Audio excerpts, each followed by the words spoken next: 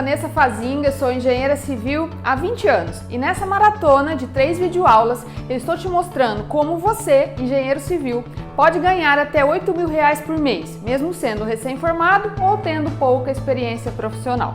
Estou te fazendo enxergar que, apesar de parecer improvável à primeira vista, esta é uma remuneração completamente possível de ser alcançada se você aplicar um método que reúne informações coletadas ao longo de anos de experiência, inúmeros erros e acertos cometidos na prática por profissionais que já trilharam esse mesmo caminho que você se encontra hoje. Bom, antes que eu comece a entrar no conteúdo dessa terceira aula da maratona, eu quero revisar rapidamente com você tudo que nós vimos nas aulas anteriores. Na primeira aula, eu comecei te apresentando o mapa mental da gestão de obras e, em seguida, te apresentei quais são os conhecimentos técnicos e as habilidades que você, como engenheiro civil, precisa ter e desenvolver para se tornar um gestor. Já na segunda aula, eu te mostrei detalhadamente o que você precisa saber e fazer, ou seja, quais são os passos, as etapas para que você finalmente se torne um gestor de obras. Para isso, comecei te apresentando as características do canteiro de obras e suas semelhanças e diferenças em relação a uma fábrica comum. Em seguida, vimos a dinâmica de funcionamento dessa fábrica complexa e que o funcionamento desta fábrica passa por um ciclo de 3 fases: planejamento, operação e controle. Por fim, falamos sobre o papel do gestor em providenciar e garantir todas as condições para que a fábrica trabalhe adequadamente. Ou seja, os inputs para a produção, que devem acontecer no momento certo, no local correto e na quantidade adequada. Se você não assistiu às aulas 1 e 2, eu recomendo fortemente que você pare agora esse vídeo e assista essas 2 aulas antes de continuar, porque toda a amostra deste método que eu irei apresentar aqui em diante é baseada no conteúdo dessas 2 aulas. E caso você não tenha isso bem esclarecido ainda, possivelmente o que virá a seguir pode ser confuso para você. Muito bem, agora que você já está preparado com o conceito teórico das aulas anteriores, vamos partir para a prática. Na aula de hoje, eu vou te dar uma amostra prática do meu método pessoal de gestão e para isso eu vou exemplificar para você como funciona em uma obra de verdade o fluxo de gestão de obras que viemos conversando até aqui, representado no mapa mental que você baixou na aula passada. Para te ensinar melhor tudo isso, vamos agora para a tela do meu computador. Chegou a hora então de eu te dar uma amostra do nosso ciclo de planejamento, operação e controle, porque o método de gestão de obras que eu venho comentando com você ao longo das aulas está fortemente baseado nisso, não tem como ser diferente, porque essas são as ações necessárias que o gestor precisa para conseguir conduzir sua obra rumo aos resultados que são desejados. Então a gente vai passar por tudo isso, mas vamos lá. Como eu começo a planejar? Bom, primeiro, por mais experiente que você seja, se for o seu caso, não menospreze a necessidade de estudar os projetos. Você precisa compreender em detalhes, conseguir gravar na sua memória, adquirir um entendimento sobre tudo que vai precisar acontecer na sua obra. A partir do estudo dos projetos, você vai descrever o escopo da obra. O que é isso? É detalhar o que acontece em cada etapa. Então, por exemplo, se eu estou focado agora nas fundações, só como um exemplo, você vai fazer isso para todas as etapas da obra. As grandes etapas, você sabe quais são: fundação, estrutura. Antes disso, o preparo do terreno, serviços iniciais, depois alvenaria, revestimento de argamassa, cobertura, revestimento cerâmico, pintura, impermeabilização. As grandes etapas a gente já consegue compreender. Agora, o que é difícil às vezes é detalhar. Então, tomando como exemplo fundação, a gente vai detalhar em estacas, sapatas, blocos, baldrames, o que tiver no seu projeto. Não necessariamente você vai ter essas 4 coisas, mas se tiver, vai detalhar. Depois toma como foco um dos elementos. Então, por exemplo, olha essa foto da viga baldrame. É importante a gente vasculhar imagens na internet, nos livros e nos seus arquivos pessoais para conseguir entender o que é o escopo. Então, olhando essa imagem da viga baldrame, que eu posso ter procurado aí no Google, tá? Eu vou conseguir olhar atentamente e perceber, nossa, foi feito um buraco, né? Uma vala. Então, teve uma escavação, ok? A escavação é um dos serviços. O solo que saiu daqui, eu tenho que retirar daqui para não atrapalhar executar o restante das tarefas. Então, vai remover o solo. É só o servente tirando daqui de perto, né? de próximo da escavação, tirando com o carrinho de mão essa terra. Aí foi feita a forma, eu tô vendo um laço de brita lá no fundo, tem a armação colocada, isso aqui agora vai ser concretado, depois vai ser retirada a forma, que a desforma geralmente já está aqui incluído no serviço de formas, e essa valeta que ficou aberta aqui ao lado vai receber terra de novo, então é o reaterro. Olhando a imagem, então, eu vou conseguindo listar o escopo de serviços para esse elemento e vou fazer isso continuamente para toda a minha obra. É um trabalho demorado, é um trabalho que envolve um exercício aqui de imaginação de como as coisas vão ser executadas, mas é o start do planejamento. E aí, com esse escopo definido, eu vou conseguir elaborar os principais documentos de planejamento. Se eu tiver, é sempre uma interação entre dinheiro e tempo, porque esses dois parâmetros a gente promete para o cliente, né? Eu vou dizer qual é o custo da obra e vou dizer quando eu vou entregar a obra. Então, a gente está focado nesses dois parâmetros. Se eu tiver focada só no custo, eu vou elaborar o orçamento, claro. E se eu tiver focado no prazo, eu vou elaborar o cronograma físico. E quando eu vou pensar na interação das duas coisas, ou seja, como que o serviço se distribui ao longo do tempo, e, portanto, como que o dinheiro se distribui ao longo do tempo, aí eu tenho o cronograma físico-financeiro. Esses três documentos são os que vão basear a nossa gestão.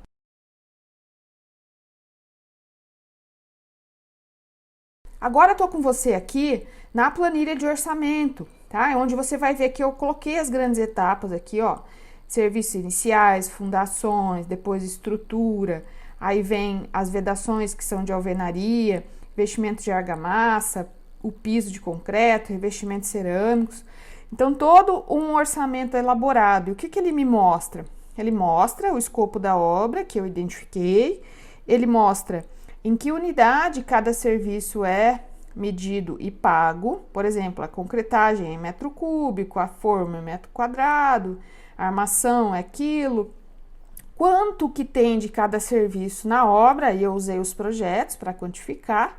Essa etapa de quantificação é muito importante para que haja coerência e assertividade. Depois eu mostro quanto custa cada unidade. Então, por exemplo, vamos focar aqui, ó, nas fundações, tá?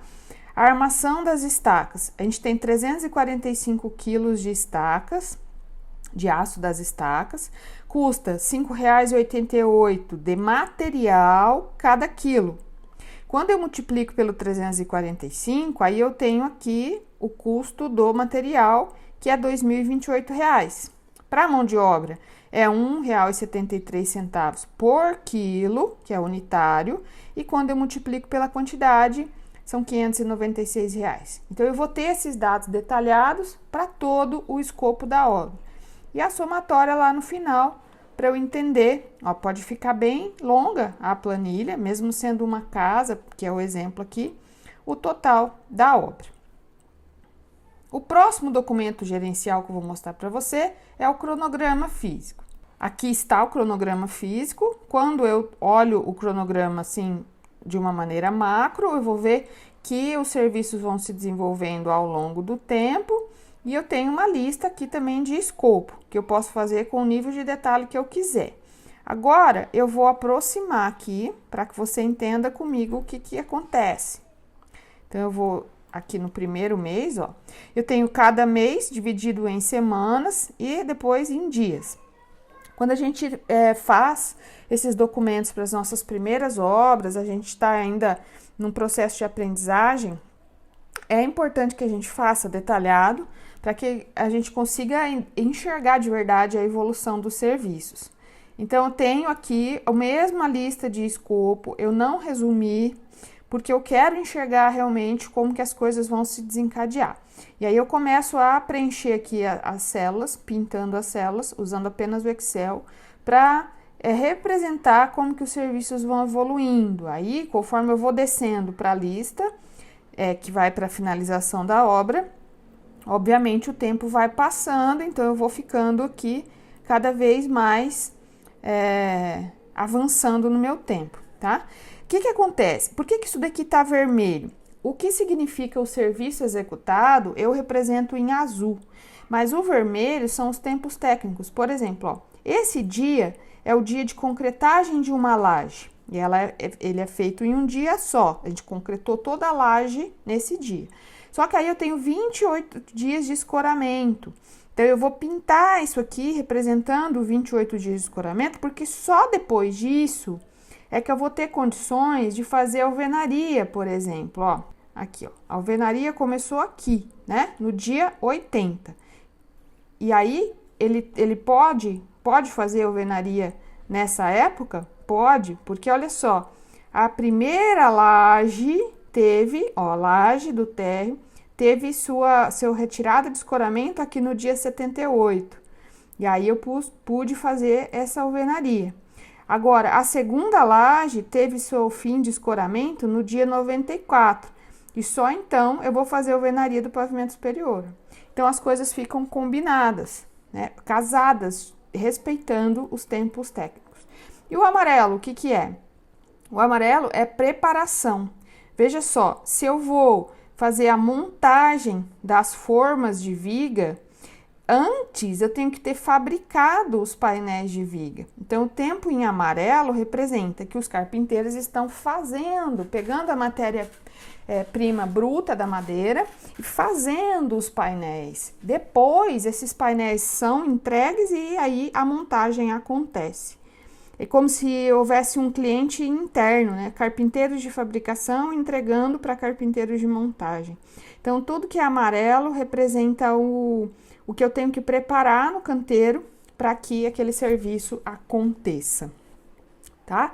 E o cronograma financeiro é um cronograma onde o escopo de trabalho é o mesmo, e aí a gente vai, deixa eu dar uma aproximação aqui, a gente vai mostrar, né, o que de dinheiro que está acontecendo em cada mês. Então, todo aqui, ó, até a remoção do solo dos baldrames, aconteceu no primeiro mês. Então, todo o dinheiro orçado está encaixado no primeiro mês. 100% do dinheiro orçado para esses itens está no primeiro mês. Quando chega aqui na escavação do baldrame, aí é metade. Metade no primeiro mês, metade no segundo mês. Por que que isso acontece? Porque representa o cronograma físico. Então, vamos lá ver, ó. O que que acontece com o baldrame?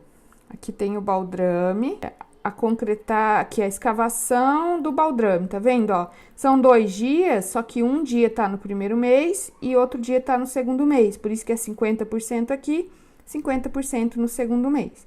Então, o cronograma financeiro vai representar isso, e ao final, eu vou poder reconhecer qual que é o montante de dinheiro necessário em cada mês, por exemplo, 44.000, 60, 84, 43, e consigo ver, ó, qual é a curva financeira. No primeiro mês, aí depois sobe, até o terceiro mês subiu, aí depois o cliente tem um respiro aqui, porque mês 4, mês 5 gasta um pouco menos. Depois sobe de novo, e aí desce. Então, a gente vê, né, se essa necessidade financeira mês a mês está adequada ou não a capacidade que o cliente tem de pagar.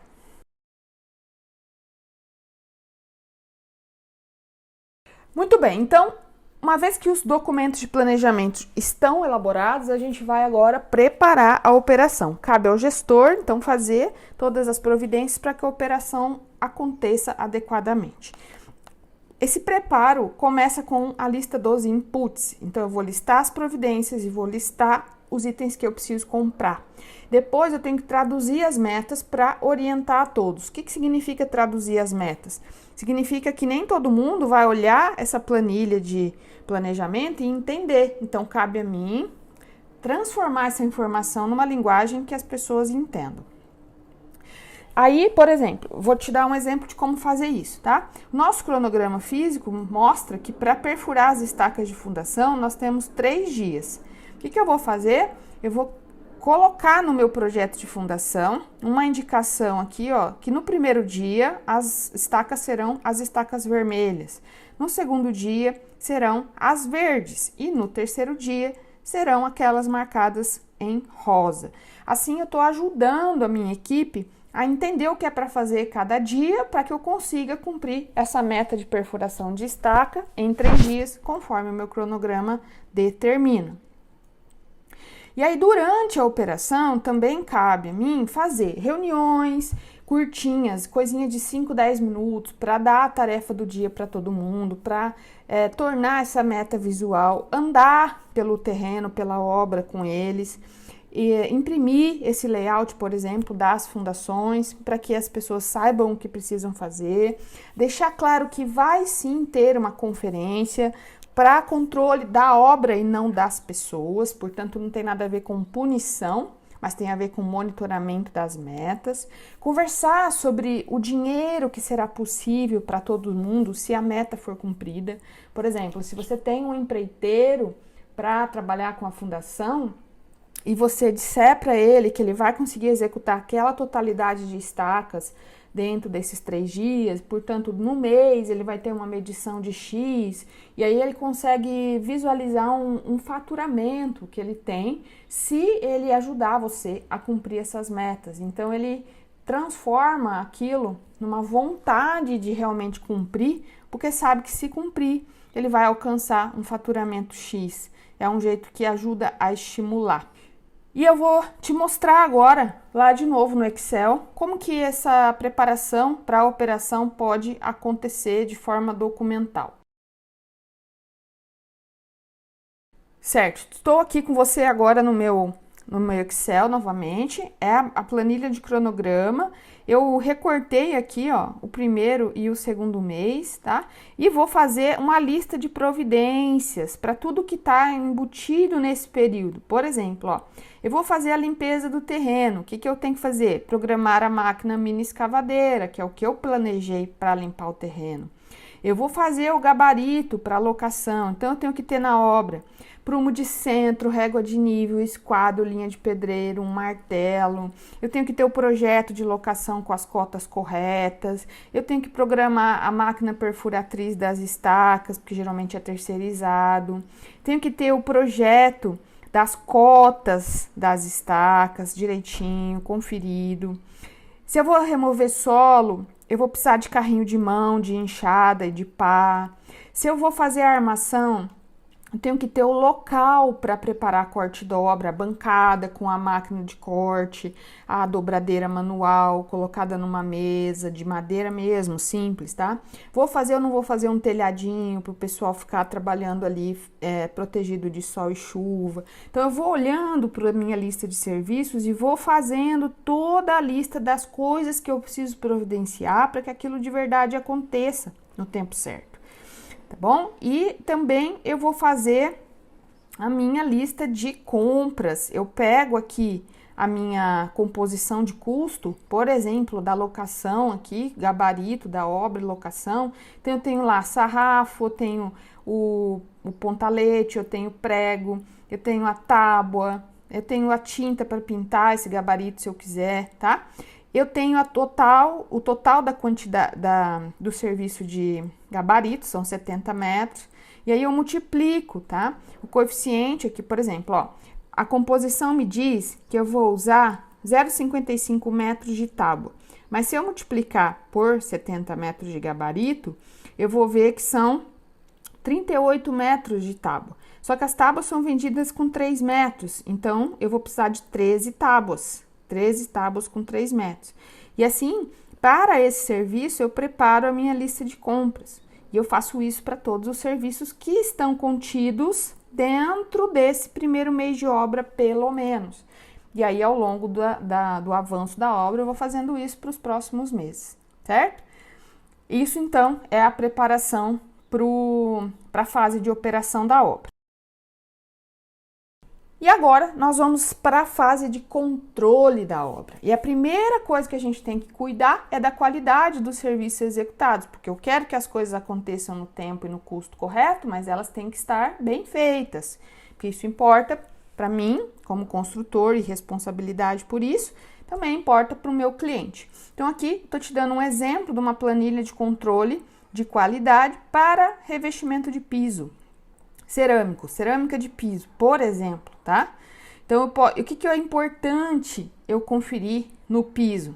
se eles estão nivelados, se tem juntas uniformes, se não tem diferença de tonalidade entre as peças, se tem caimento, se está tudo aderido direitinho, então nada com som de oco, se o rejunte está bem executado. E aí eu vou colocar aqui que numa primeira inspeção, tudo que é com círculo tá ok, tá aprovado, só que olha, tem diferença de tonalidade, então foi reprovado. Na cozinha foi encontrado peças de tonalidade diferente. E o rejunte não estava bem feito no banheiro da suíte. Tá bom, aí eu vou arrumar isso e vou lá numa segunda data e faço uma nova verificação e aprovei. Então, a gente monta essas fichas de controle de qualidade para os variados serviços, pelo menos aqueles que a gente considera mais impactantes, e faz esse controle durante a execução, tá? Não é um checklist só lá no final da obra, não. É durante a execução para que a gente não vá passando erros um por cima do outro, tá? Além disso, a gente também vai comparar os preços dos itens que a gente está comprando, a gente vai observar se a quantidade de pessoas envolvidas no serviço está coerente com o que foi planejado. Vou monitorar início e fim para comparar com o cronograma, que aí eu vou saber o que está atrasando.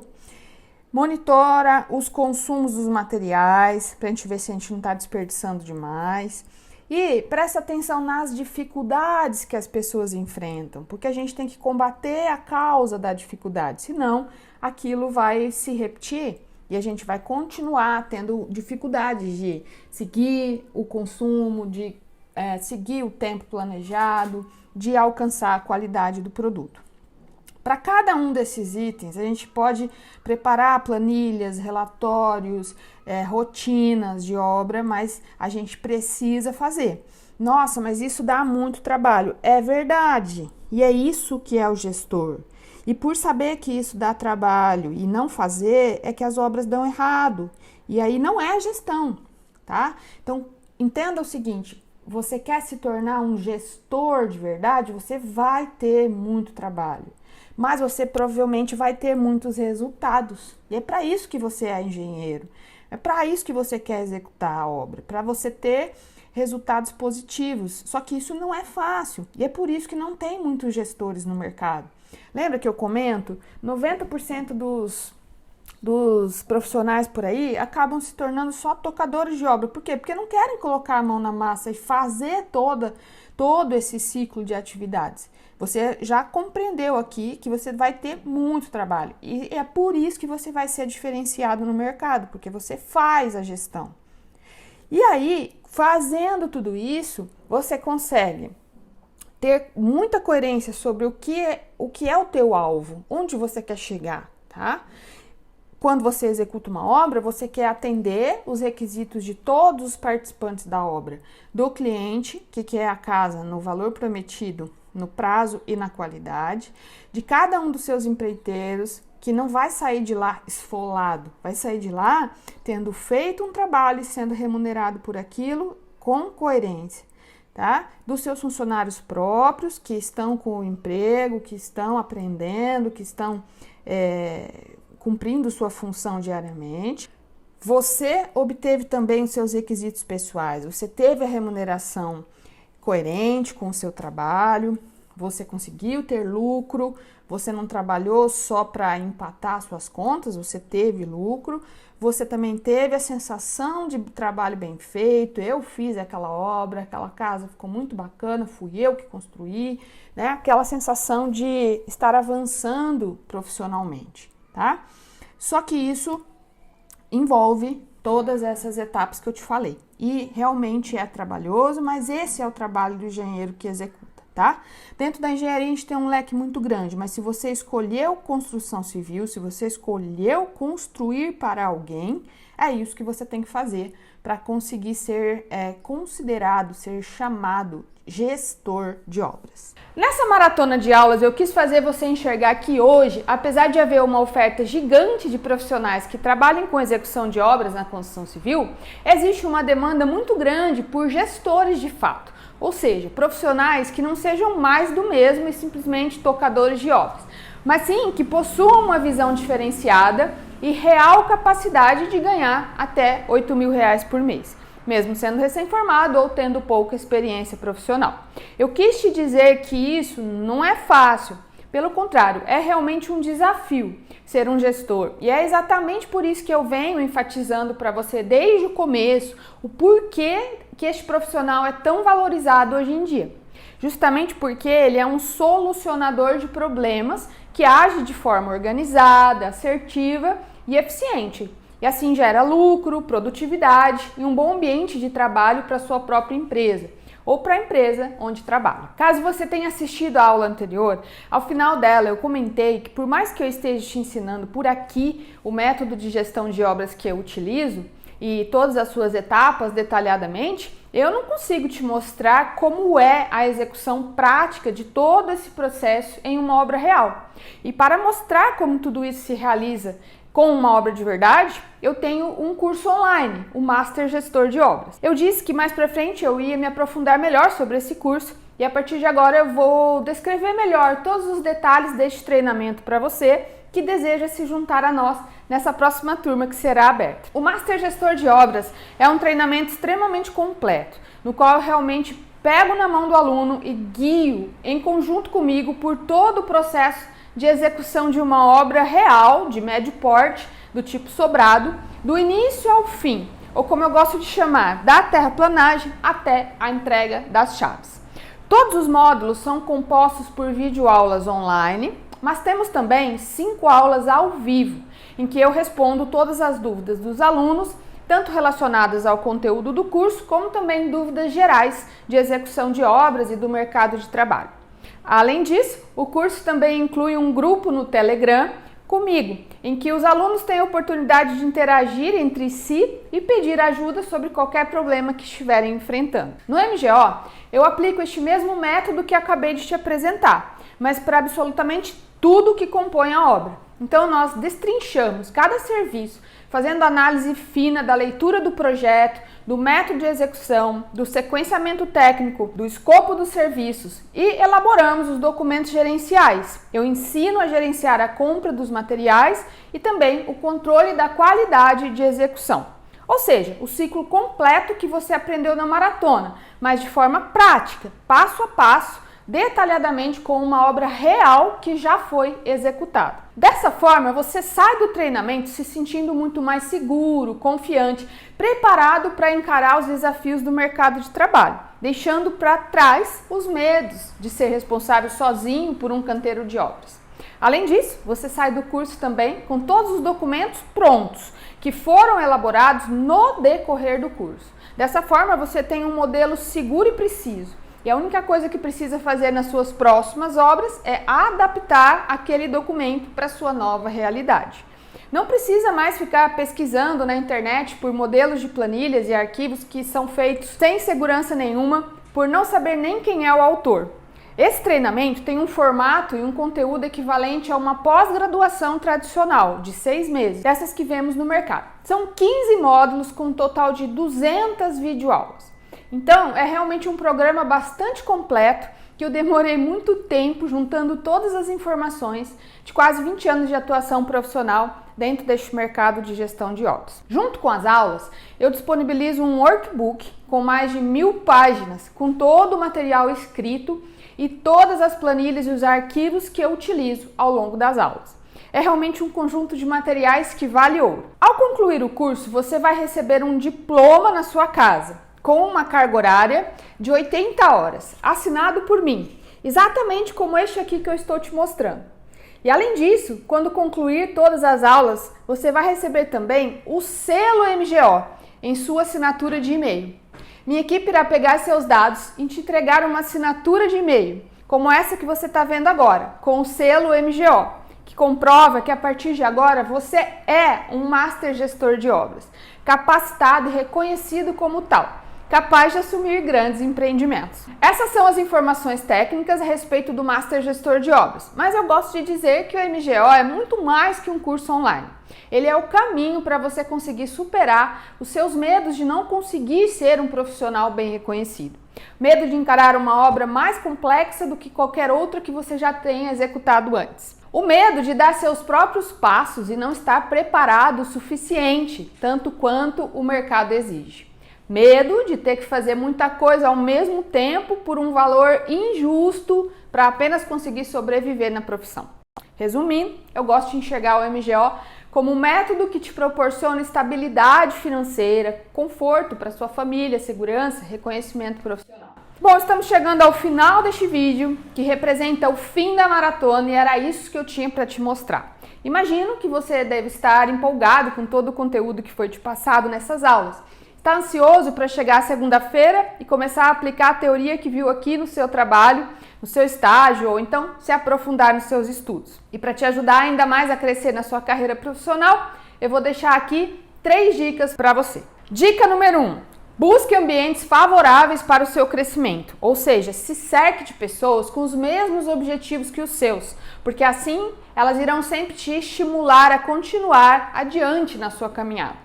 Dica 2. Tenha cuidado com seus professores na vida, ou seja, escolha com cuidado as fontes de informação e as pessoas que você irá buscar como ajuda, porque o conselho mais caro é o conselho errado, que te desvia do caminho certo e te faz perder tempo. Dica 3, tenha sempre comprometimento com seus objetivos. Estamos no início de 2020, no início de uma nova década. Quero que você pare e pense. As suas ações hoje, no início deste ano, estão te levando aos seus objetivos, onde você quer chegar no início da próxima década, em 2030? Eu faço essa pergunta porque talvez você esteja empolgado agora, mas eu digo por experiência própria que semana que vem vai chegar e muito provavelmente todo esse comprometimento que você está agora em fazer diferente irá pouco a pouco pelo ralo. É levando em consideração essas 3 dicas que eu gostaria muito de ter você comigo na minha próxima turma do Master Gestor de Obras. Porque nesse exato momento você tem 2 opções e precisa fazer uma escolha entre ir sozinho, testando, errando e aprendendo na marra, perdendo tempo e dinheiro, ou ir junto comigo, tendo uma parceria na sua jornada e um grupo de pessoas que estão na mesma situação que você. Em outras palavras, tendo um ambiente favorável, um professor que já passou por onde você se encontra hoje e um parceiro para garantir que você continue comprometido com o seu sucesso. As 3 dicas que eu acabei de te dar. Eu sempre realizo esse curso com turmas fechadas e limitadas. Prefiro fazer dessa forma porque faço questão de acompanhar os alunos no decorrer das aulas e por isso não gosto de trabalhar com turmas muito grandes, para não correr o risco de não conseguir dar a devida atenção a cada um que precisar de mim. É justamente por isso também que eu abro as inscrições para este curso somente algumas poucas vezes por ano. Ao longo de 2019, por exemplo, tivemos apenas 3 turmas do MGO e nada mais. As inscrições para a próxima turma irão abrir na próxima segunda-feira e as matrículas sempre ficam abertas a princípio por somente 5 dias, ou seja, de segunda a sexta. Ou então até encerrarem as vagas e fechar a turma, o que eu nunca sei quando pode acontecer. O que eu sei é que a quantidade de pessoas inscritas nesse evento, de comentários nessa página e de mensagens que estou recebendo de pedido de um curso de gestão de obras é muito maior do que o número de vagas que eu tenho para oferecer.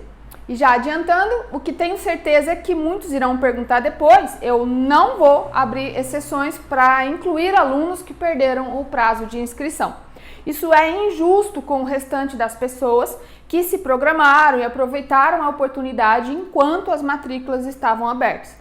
Além do fato de que essa pessoa não estaria em conjunto com o restante da turma. Portanto, se você já sabe que irá se juntar a nós na próxima turma, sugiro que garanta sua vaga assim que abrirem as inscrições, na segunda-feira. Fique atento ao e-mail que você cadastrou aqui na maratona, ou então ao grupo de WhatsApp que você entrou, pois eu vou enviar o link da página de inscrição para o Master Gestor de Obras diretamente nesses caminhos na segunda-feira, às 8 da manhã. Até lá, eu continuo à disposição para tirar todas as dúvidas que surgirem e responder todos os comentários que você fizer. Quero te agradecer por permanecer comigo durante essa semana, por confiar na minha capacidade de te ensinar nesses dias e por participar deste evento que eu preparei e promovi com muito carinho. Espero de coração que eu tenha conseguido te ajudar na sua formação profissional. Sugiro que você continue aprendendo e se profissionalizando, porque o mercado de trabalho se atualiza constantemente. Está sempre mudando e cabe somente a nós deixar o vitimismo de lado e assumir o papel de protagonistas das nossas vidas. Te desejo todo o sucesso do mundo na sua carreira. Um abraço e até mais!